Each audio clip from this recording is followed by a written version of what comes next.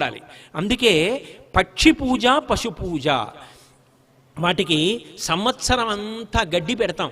మనం పెట్టకపోయినా అవి పొలం దున్ని అవే వెళ్ళి ఎక్కడో గడ్డి మేసి వచ్చి పొలం దున్నుతున్నాయి, పాలు ఇస్తున్నాయి, పెరుగిస్తున్నాయి, నెయ్యి ఇస్తున్నాయి, మన కుటుంబంలో సభ్యుడై తిరుగుతున్నాయి.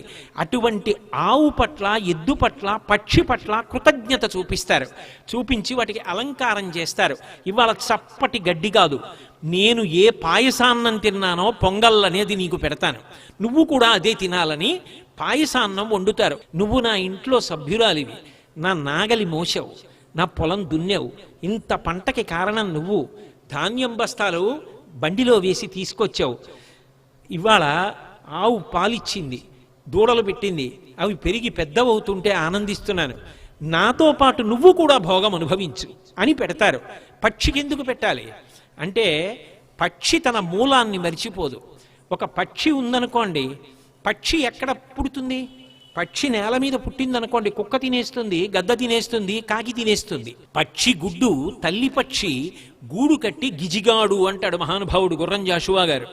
ఆ పక్షి గూడు కట్టి ఆ గూట్లో గుడ్డు పెడుతుంది, గుడ్డు పెట్టి పొదుగుతుంది, పొదిగిన తర్వాత పిల్ల అవుతుంది, కిలకిల కిలకిల అరుస్తుంది, ఎక్కడి నుంచో అమ్మ తీసుకొచ్చి అన్నం నోట్లో పెడుతుంది, 2 రెక్కలు వచ్చిన తర్వాత అప్పుడు ఎగిరి వెళ్ళిపోయి తన సంపాదన తాను సంపాదించుకుంటుంది. తను పుట్టడానికి, తాను పెరగడానికి, తాను ఉండడానికి, పెద్దదైన తర్వాత తాను గూడు కట్టుకోవడానికి, ఇల్లు కట్టుకోవడానికి స్థానమైనది చెట్టు. ఆ చెట్టు లేని నాడు తన బతుకు లేదు. అందుకే పండు తింటే గుజ్జు జీర్ణం చేసుకుంటుంది కానీ గింజని జీర్ణం చేయదు. మళ్ళీ చెట్లు రావాలి, చెట్లు రానినాడు నాకు కృతజ్ఞత ఎక్కడుంది? చెట్టు రావలసిన గింజని జీర్ణం చేసుకోనని గింజలని భూమి మీద వదిలేస్తుంది, మలంలో రెట్ట వేసినప్పుడు గింజలు వదిలేస్తుంది. మళ్ళీ ఆషాఢం, శ్రావణం, భాద్రపదం వచ్చేటప్పటికి వర్షాలు పడతాయి. వర్షం పడ్డప్పుడు జామ గింజ జామ మొక్క అవుతుంది, సీతాఫలం గింజ సీతాఫలం అవుతుంది, మామిడి టెంక మామిడి మొక్క అవుతుంది, గింజలలోంచి మొక్కలు వచ్చి మొక్కలు చెట్లు అవుతాయి. తాను ఎక్కడ పుట్టిందో, ఎక్కడ పెరిగిందో, ఎక్కడ వృద్ధిలోకి వచ్చిందో పక్షి మరిచిపోకుండా అవి పెరగడానికి గింజలని రెట్టలో వేస్తోంది తప్ప జీర్ణం చేసుకోవట్లేదు. ఒక పక్షి ఇన్ని చెట్లు పెరగడానికి కారణమైంది. ఆ చెట్ల వలన నేను ఇవాళ పర్యావరణం సమతౌల్యంతో ఇంత సంతోషంగా ఉంటున్నా. ఒక పక్షి నాకు పాఠం నేర్పింది.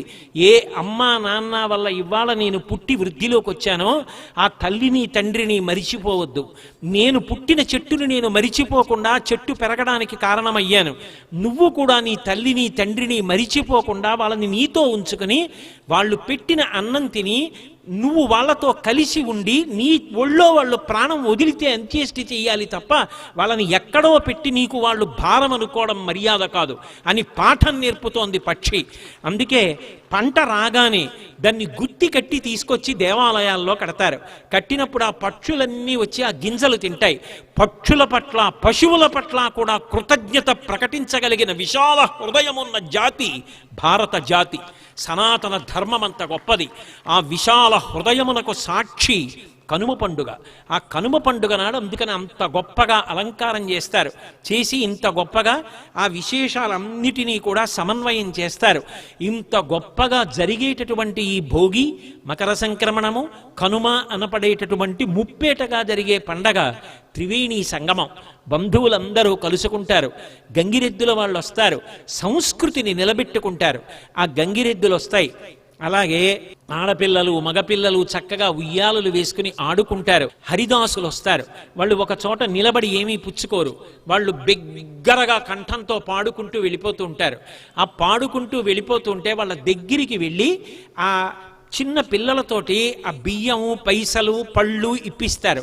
గంగిరెద్దు మీద పాత బట్టో కొత్త బట్టో కప్పిస్తారు. అవన్నీ ఆంధ్రదేశం సంస్కృతిలో అంతర్భాగాలు. ఏదైనా పాడు చేసుకోవచ్చు కానీ ఎవ్వరూ కూడా తమ సంస్కృతిని పాడు చేసుకోకూడదు. సంస్కృతికి పట్టాభిషేకం చేసే పండగలు, పరదేవత యొక్క అనుగ్రహానికి పొందడానికి వీలైన పండగలు.